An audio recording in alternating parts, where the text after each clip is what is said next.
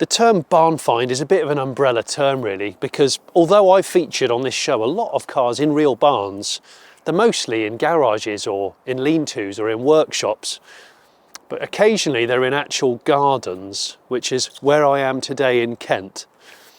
I've featured on this channel a lot of classic Fords. They're very popular, as you know. I feature classic Fords that look like this, and this, and this. But I have never featured a Ford Fiesta XR2. And that's the subject of today's episode. This car has been with the same chap since it was some 3 years old. But sadly, it's been in this garden for a couple of decades, and there's a story about that. But hopefully today we will be able to pull it out. We might be able to fire it up and hear its little engine sing again. So this is a barn find episode of the Late Break Show. I'm Jonny Smith, and this episode is proudly supported by Texaco Techron Fuel System Cleaner. So Paul, this is exciting for me because obviously it's not in the garage, it's in the garden. It's actually not in your garden, it's in your mum's garden. In mum's garden, yes. So for the purposes of the viewers who are sitting there going, why is an XR2 in a back garden? Tell us the story. You've owned this car a long time. Okay, so yeah, I parked this in sort of 1999, 2000, something like that. I sort of outgrew the car. It needed a tiny little bit of work at the time. I think a seal needed welding or something like that. So parked it here. I got a new car by that time, a bigger car that fitted in with my weekends away canoeing and mountain biking. And then I had a dream that I was going to convert it into a Quantum 2+2, which is a kit car, fiberglass kit car. Yeah. But life got in the way. So that was back in 19. There is a text here which says 1999. So yeah, life got in the way. Bought a house, renovations, all those kind of things, and yeah, never got round to. And it's still in mum's garden. Still in mum's garden, yes. So you bought this car when? 1989, I think. Really? So it was just 3 years old when I bought it. Wow. So you have had it a long time. A very long time, yes. So you probably paid quite a lot for it, because originally I saw this when you sent the email to us, and I thought, well, these were for years, you know, 500-600 quid car at a certain era in the 90s. But you actually bought it when it was quite new, so I think it was approximately 4,500 at the time. Yeah. Yeah, something like that. And you used to use it for everything. Everything, yep. So I know I've seen some stickers in the window, like there's the Whitbread Heineken Trophy from 1993. Yeah. What was that? That was the sailing race. Okay. So that was the Whitbread sailing race that used to go around the world. Yeah. So yeah, that had gone down there. I must have obviously got a sticker while I was there. Yeah, I had quite a few friends that are into sailing and stuff. So I used to do a bit of, well, still do sailing. So that's why that sticker was on there. I actually forgot about that sticker being there, to be fair. It's right there. Yeah. And you've got photos of this with roof bars on it, where you used to take it, like you say, you used to go camping, kayaking. Yep. Mountain biking. So this car used to do all of that, and yeah, fold the seats down, absolutely full to the brim with camping equipment, bikes or canoes on the roof. Yeah, it used to do absolutely everything. But yeah, it's a great little car. Yeah. I mean, such is the way on this show that I meet people like you, and you never intended to park this here and walk away and come back some 20. I mean, it's nearly 25 years. Yes. Oh my gosh, it's nearly 25 years. This is not the way to store a car, Paul, you know that, don't you? Parking it on wet grass is probably the worst way to store a car, but the interest in XR2s is massive, fast forwards in general, especially 80s stuff, and this has never been modified. No modifications at all. And I was doing a little bit of reading up about XR2s yesterday. I forgot that the pepper pot alloy wheel was an option. That's right, yeah. So did this come on these wheels? No.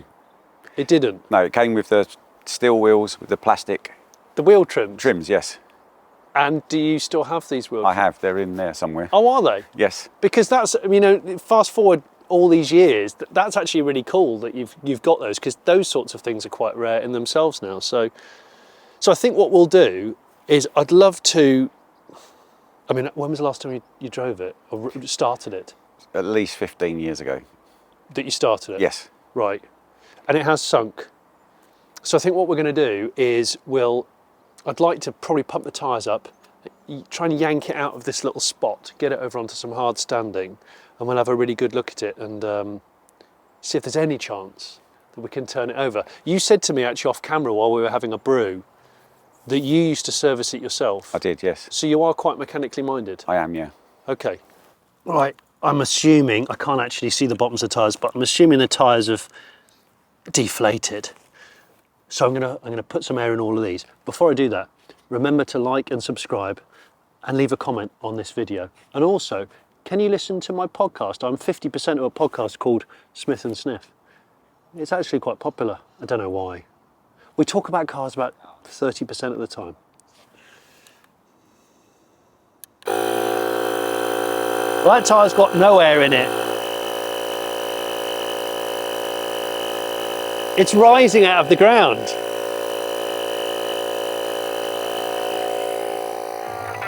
I don't know what you're looking at. We haven't got time for whatever you're doing, we haven't got time for it. Don't want to think about what you're doing.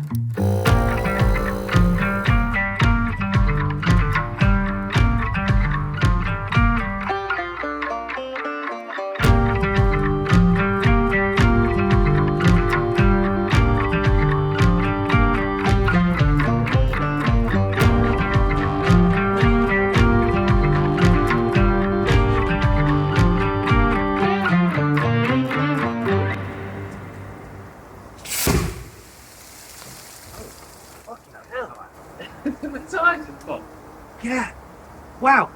I don't know if we caught that on any of the cameras because we were just about to drag it out, but this tyre, the last one I inflated, just let go in a big way and blew a load of rubber and earth into the air. We're filming this only about a week after Guy Fawkes Night. That was a bit of a shocker. So it's blown all the earth out, look. It's just let go right at the bottom there. Whoa, okay. Well, let's hope all the other three stay up.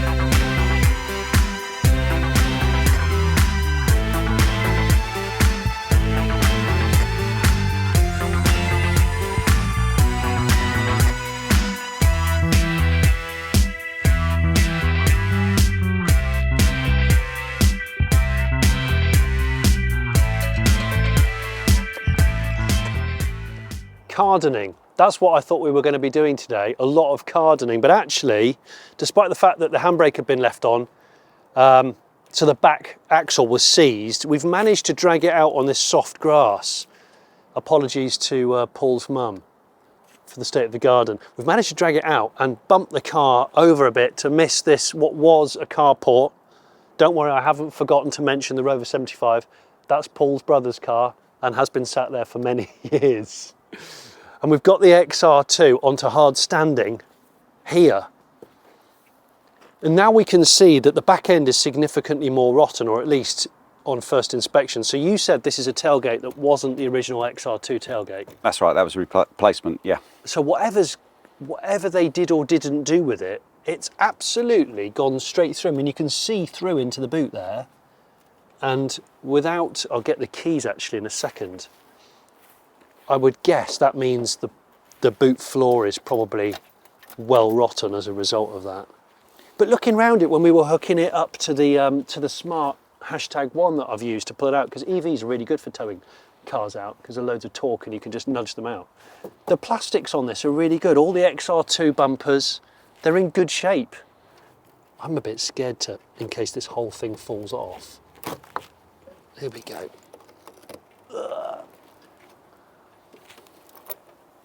Oh, It's definitely not going to stay up because one of the struts is down there. It's rotted off. The struts is rotted off, I think. Oh yeah, I mean, so you can see the moisture's come in, it's rotted all across the back. And then there is a spare wheel in there, look, a Steely. And it's rotted underneath that, so that's probably holding on by a thread. So the back kind of 10 inches of the car is rotten. This part of the roof is a little bit concerning. It's definitely rotted through on this part of the roof, above this gutter seam here and just below. But like down here where the fuel filler hole is, normally they rot under there. And again, that actually looks pretty good. Be honest, irrespective of what condition we find it in today, were you thinking that you'll keep it? Were you thinking that you'll sell it, or? No, I think after this video today, it's going to be sold. Yeah? Yeah. So you're not going to restore it? No, I'm not going to restore it. I don't have the time. So yeah, I think it will definitely be sold. Yeah. Because hopefully it's actually in a restorable condition. Hopefully, because it's hit a point where it's collectible enough. When you parked this up in '99, it was probably a 500 quid car. If that, yeah. So I think it's probably going to be worth restoring again because of the value of fast forwards, which would be great because it seems to have clung on to life despite the fact that it's been sat out on a damp lawn. Let's have a look at the engine. Oh, the hinges. Yeah, squeaky, squeaky hinges. So there's a lot of wildlife in here. Snail shells, spiders, which is to be expected considering where it was. But I'm just looking around the strut tops and the seams of the inner wing and the scuttle. And weirdly, they don't look too appalling. I think what we'll do is we'll take the air cleaner off, take the spark plugs out and see if it's seized and see if we can turn it over. And if we know it's free, we can think about possibly a fire up, but we also need to put a battery on it and check we get dash lights and things. You said that this had an alarm. You fitted an alarm to it? Yeah. So can you unfit the alarm, please? Hopefully it is unfitted. It's in that bag, isn't it? There. Hopefully it is unfitted and it will be in a startable state. So no immobilisers? Yeah, no. Okay, and we'll probably have a quick look at the cam belt just to see it's intact. So the XR2 had a 1.6 CVH engine, I think pretty much similar to the Orion gear barn find that I did. First generation of the second Mark car, so this is a Mark II. The early ones from 1984, they were 96 horsepower. These, they said they were 96 horsepower, but I think they were slightly down on power because the twin choke Weber carb they used was slightly smaller for emissions purposes. So what I'm going to do is I'm going to take the air cleaner off so that we can access what's behind it. I'm going to take the plugs out and then we're going to see if we can turn things over, make sure the engine's free, and then we'll check for a spark. That's the usual procedure. When we were pulling it out from the garden, you might have noticed another bloke. His name's Rob. He's been a friend of Paul's for years.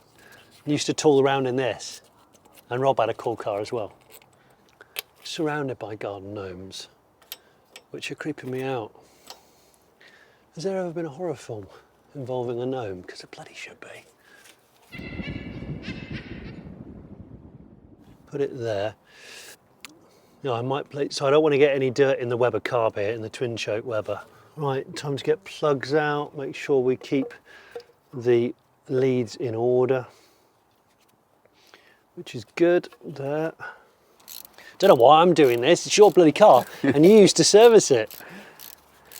I'll stop in a minute and I'll drink some coffee and point at it and let you carry on.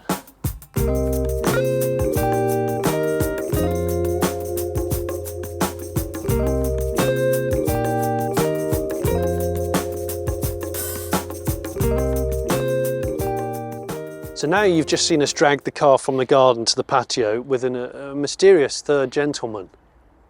Rob, not so mysterious actually. No. I don't think. You're a mate of Paul's. That's right. And you have been for a long time? Since about 98, I think, yes. So 98, this was still on the road? Yes. Looking better than this? Much better, yes. So did you used to travel around in this? I've travelled in this. We used to go to Wales for the weekend mountain biking, so I had another period car, same kind of thing. So yeah, we would make our way to Wales and race back on a Sunday night before work. So is it weird to still see, you've come along to help us for the day. You've learned that this thing hasn't been on the road for 25 years. Yeah. It's a bit weird to kind of see that it still has existed in some shape or form. Yes, It's kind of sad. it is a little sad, and there will be people watching it going, I can't believe that he's left it. But at the same time, the more I've looked around it, and you crawled under it to look at the jacking points. Yeah, and it looks, and the floors. It looks good. It's weird, isn't it? It's amazing how it's survived. Yeah. Well, I'm hoping that we might be able to turn this thing over and maybe fire it up, which would be great. Right. See, I was expecting to see rot on the outer sills, that's a given, and probably underneath this body kit there's some gremlins. But in here, this is spookily well preserved, I reckon. I mean, even the edges of the seats, you know, where you get in and out, these always... you know, because you bought this thing when it was 3 years old. This stuff never fared that well on 80s Fords. Fabric, plastics.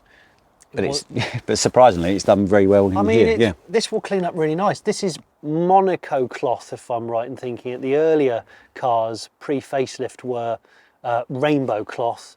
Pre-facelift had a grey steering wheel, and it had a cassette centre console holder and a boot release on the centre console.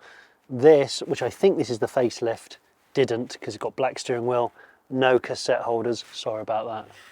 And this seat material that's not black, it's grey with a blue and red. But I mean, look, even the door cards. This has been out in the elements and it's good. And where it's rotten on the roof section back there, the headlining's good.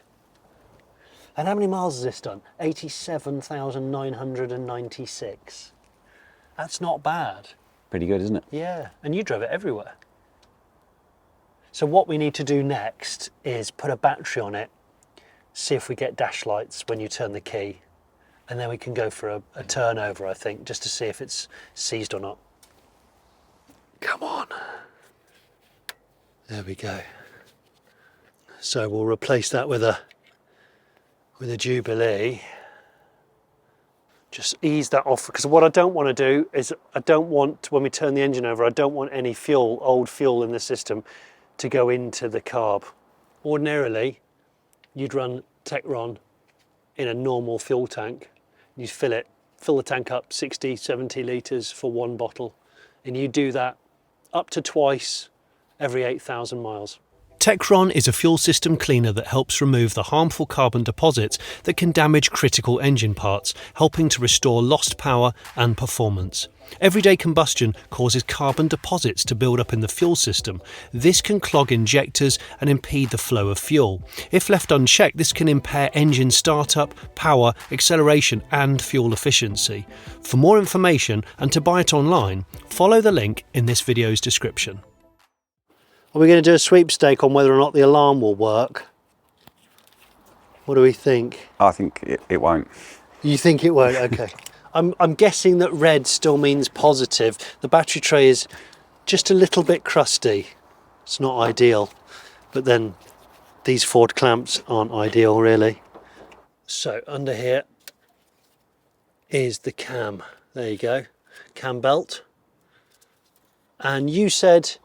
Paul, have a look at this. You said you changed it at least 3 times in your life. I would have done at least that, yeah. Yeah. Actually looks pretty good because it's been out of the light, obviously. It looks pretty youthful. It hasn't skipped. It looks like it's in serviceable condition to turn it over with, yeah. It does, doesn't it? So, I think we proceed. I'll put these bolts back in and then we go for a turnover, I think. Right. Nothing. No lights. Well, that is a cheat. You leave the ignition on a sec. Oh, actually, no, there is light. There is? Yeah. They're just dim? No, there is a light. There is. Okay. Do you want to go for a turnover then? Free as a bird. And I saw a spark. I mean, starter motors seemed all right, didn't it? I haven't had any fuel come through, but that's no big surprise. Fuel pump's normally ruined after sitting for 2 decades, so.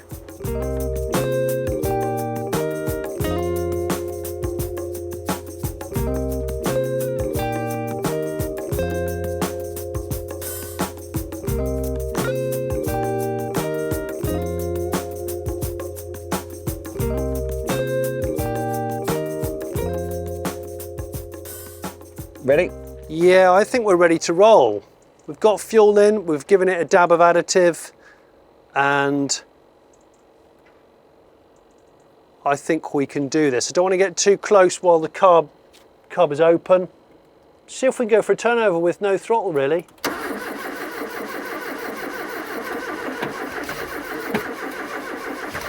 Stumble. Okay.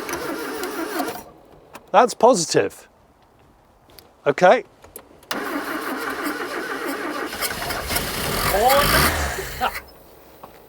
Hey. God. That's nice. Right, I'll man this fuel pump. Switch.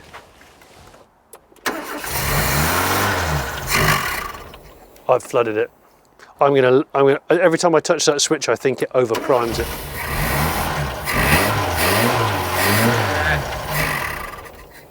Right. Interesting. I mean, Sounds good. yeah, it does, doesn't it? I mean, we could see if it runs off the original fuel pump. Yeah, give that So a go. I could connect this just by gravity onto that, reconnect the original fuel pump and see if it does it. Go. Because at the moment it might be because the fuel tank's dry. Yep. Because ordinarily you'd fill the fuel tank with obviously fuel and some fuel system cleaner, and then run it through a new fuel filter. That's what I would probably do. So we could do that, couldn't we? Do you want to do one last try like that for fun? Check. See if we can get it to idle.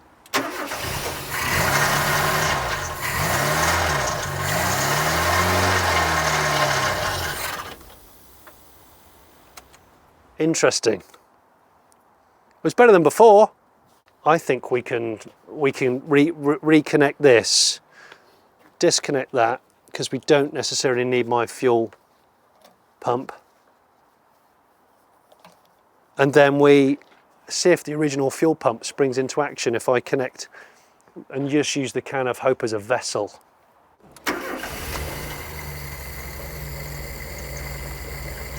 Over-fueling. It was overfueling.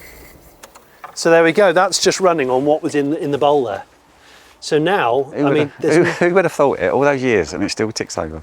I know, that was idling actually really nice. I mean, the carb inside looks clean. But I mean, we could run it, I could run it on old school.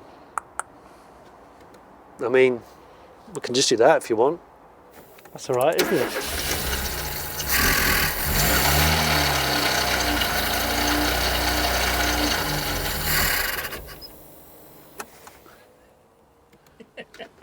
It's great, isn't it?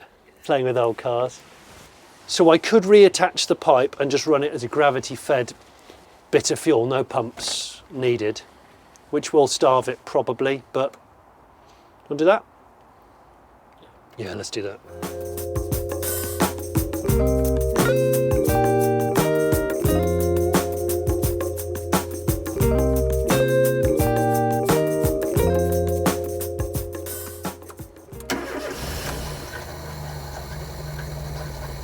That's all right, I'll take that. A nice little idle. Do you know what? If that's the most we get, I'm pleased with that, because that's a smooth little idle, that is. If we were to put a new fuel pump on it now, which wouldn't take long, assuming we had one, and run it off just a gallon. And I think if you put if the air filter was on that would make it run a lot. Should we put the air filter on? I think that will help. All right, as long as your mum promises to give me another cuppa and a mince pie. It's not even the right season quite yet, but it did taste really nice. Well, so yeah, it could be a vacuum thing, couldn't it?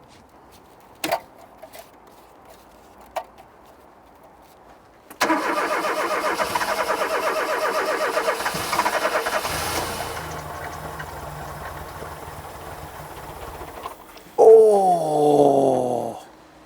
It is just a fuel I'm pleased thing, with that, Paul. I'm pretty pleased with that, considering it's been in a garden for 25 years. I'm amazed. With no attempt at preservation. No offence, obviously. And we know for a fact that you definitely want to let this car go. It needs to go to a new home, yes. Yeah, which is good because I know that someone watching this will be interested to restore this car, I'm sure. And if you are, we will put some contact details in the description. Whatever we put in the description, that will be how you contact him. All right? I'm just curious to know, because I'm not going to wash this car because it's got too many holes in it really, but I'm just curious to know what the original paintwork's like. So I thought I'd just put a bit of WD on it, because obviously whoever takes this car on is going to repaint it and rebuild it. But I just wanted to see what it's like with that pinstripe. Because again, it's not as bad as I was expecting. Also, when I walk away from here today, I'm leaving Paul with a car that has some sort of rust proof on it, because WD repels water, of course, rather than attracts it. Getting a bit carried away now.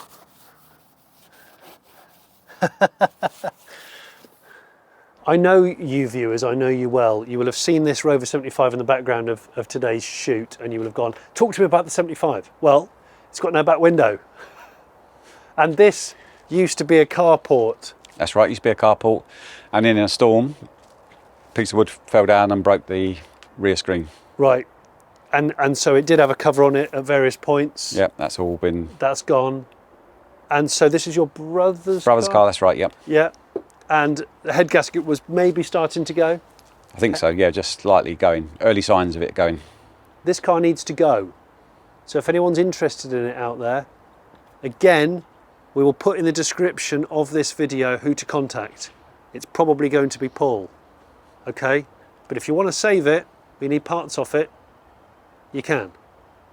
Other thing that's interesting, halfway up the garden, in the intro, you might have seen a retro trailer tent. I don't know why, but I like stuff like this. And while we've been playing around with the XR2, Paul said, yeah, we used to go on holiday in this all the time. And he's rummaged around in the loft, and he's found a picture of said trailer tent with, did you say this was your mum's car? Yeah, for a while, yeah, she used to use it as a everyday runaround. Brilliant. So you had that VW camper for how many years in the family? Oh, at least, that was again, probably 25, 30 years. Really? So in 1972, yeah. 1972, yeah. Used to tug that around. That's you. That's me as a boy, and that's your mum. And he's still got it. So as we might have said earlier, when you bought the car, Paul, it was on steel wheels with wheel trims. That's right, yep. Which is base model XR2. Yep. And we have photographic evidence of this from some of your pics. They are in there somewhere, but we have to take this man's word for it because they're buried. But there's some immaculate wheel trims and steelies in there. But of course you must have put those pepper pots on it at some point soon after you bought the car. Probably a year, 2 years max. Yeah. Yeah. And it's been on them ever since. That's right, yeah. So it's had the pepper pots on, yeah, I would say a year after I bought it, I think. And what's weird is the fact that those wheels and wheel trims would have been worthless for many, many, many years. But fast forward to now, and actually they're a really important part of the originality of a car like this. And to find an XR2 which hasn't been modified, which still has all those features, is really cool, albeit needing restoration. To me, it doesn't matter whether a car is in an actual barn or in a garage or in a back garden like this XR2. To me, it matters about the story of the car and what the condition of it's like. And actually, this has surprised me. It surprised me and it surprised Paul and Rob, because against all odds, this thing has sat for 25 years and there's something left. There's something left of it, which is not what I expected for an 80s Ford. This car is definitely going to be for sale. And if Paul has decided to sell it privately, the details for its sale will be in the description. Don't email us direct, email whatever we put in the description of this video. And if you haven't already subscribed to The Late Break Show, I'd love you to subscribe. And if you want to become a Patreon, where you get to see blogs from me about what I'm filming every week, and you get early access to videos like this one, have a look in the description and there's a link to know more about that. Thank you. Oh, And if you have a car that you think is of interest for the late break show, for me to come and do a barn find in, it could be in a real barn, it could be in a garage like that, or it could be in a back garden like that. You can get in touch with us. Again, there's an email address in the description. Send us some pictures, some location, some details. That would be marvellous. Thank you.